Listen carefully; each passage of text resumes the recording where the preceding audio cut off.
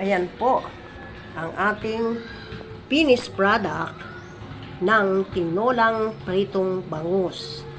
Ito po ang kanyang sabaw.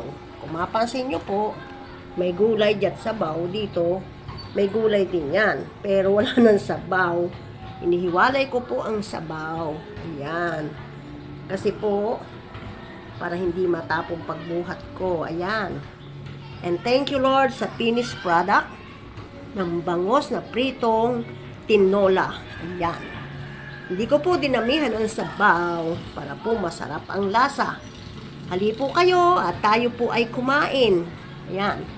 Kain po tayo ng pagkain kung saan ay magbibigay ng sustansya, kalakasan sa ating mga pagal na katawan kasi meron siyang sabaw at wala siyang ibang lahok na kung saan ay makakasama ng ating katawan. At meron pa yung tinatawag na parang gamot. Bakit po meron siyang yellow grass? Ayan. At ito po, nakikita nyo sa picture.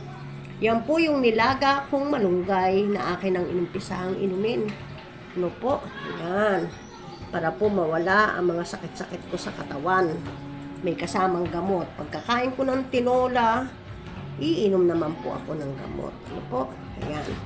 At loobin ni Lord na palagi tayong busog. Salamat sa Diyos.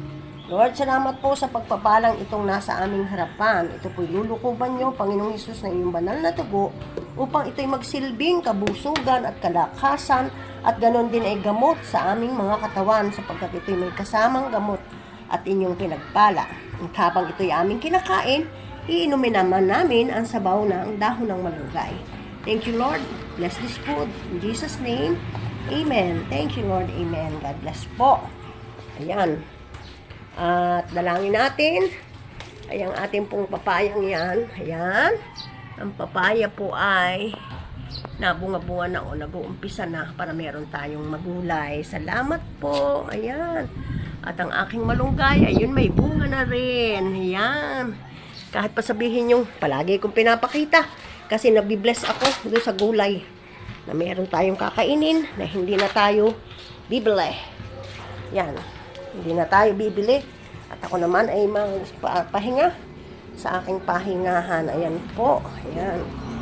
Pahingahan ko ay ako ay mauupo. Ayan. At habang tayo naghihintay ng oras, ay kakain na. Marami pong salamat. God bless. At loobin nyo pong, panuorin nyo po ang aking mga video. At inyo pong tapusin. Salamat po.